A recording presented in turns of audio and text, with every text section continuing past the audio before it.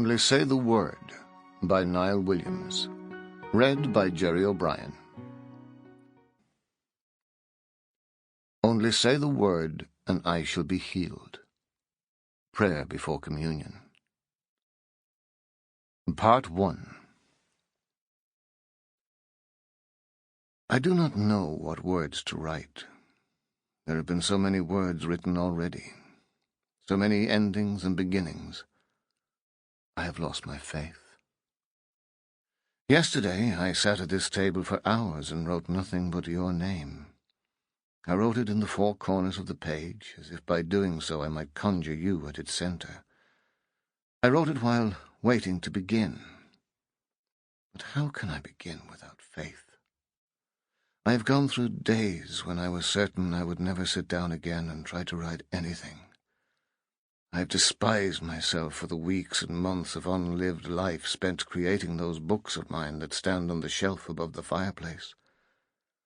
What was first a refuge became the place where I was most comfortable, where I could forgive God his own oversights and blunders and make the plots come out all right. What now?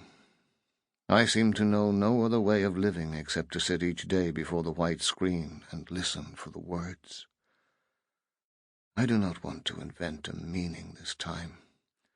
I don't want to pretend there is a God or that the innocent die for reasons secret and profound. And so I sit here and feel your absence and wonder how to begin to live without you. Begin. Kate. The blankness of the page is like a hurt. I write your name on the paper to put you back into my life, as though words were real things, as though when I write your name, you were here. Kate. Autumn progresses. The rain is ceaseless now, and yet seems hardly to fall, a soft grey, wrapped like a shroud about all west of the Shannon. Leaves of sycamore blacken and curl their edges.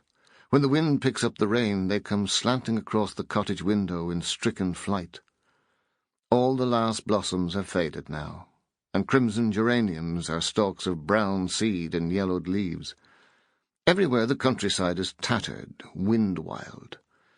You can feel that somewhere in the deeps of the earth something is slowly souring which was once sweetening. Across the valley, small herds of cattle move and stand and move again for shelter. Between the showers, huge blackbirds come and alight in your garden. I raise my hand from the table, and they do not fly off. They wait there, as though burdened with some significance, when I know they have none. Rain comes again and streams down the window.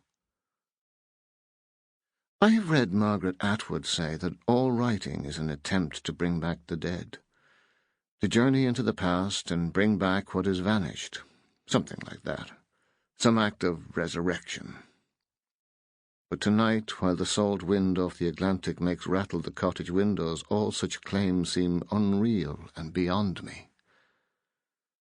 All I can do now is tell the truth, tell how it is. Do not make a story.